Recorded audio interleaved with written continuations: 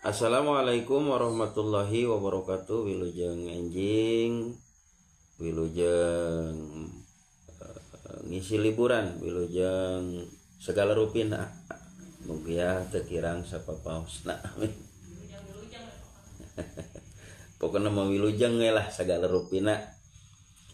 Dina papatah karuhun Sunda aya sasauran model kieu, kudu ngukur kakujur nimbang kawak.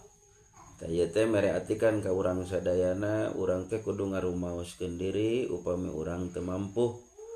Urang kudu jujur lamun urang teu bisa, ulah ngaku bisa lamun memang urang teu bisa, bisi jadi cilaka.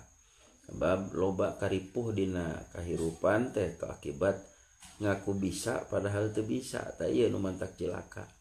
Komo dina pagahitan jeung hal-hal padamelan, pakaitan jeung hal-hal anu sifatna kamaslahatan umat, kasamaslahatan umum.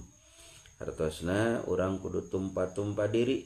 Lamun memang ngaku diri teu bisa, ulang ngaku bisa. Jadi piceun ka gengsi.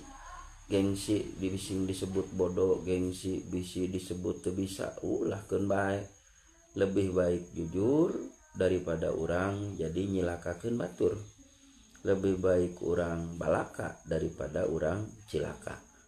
Lebih baik urang tamada ti awalna daripada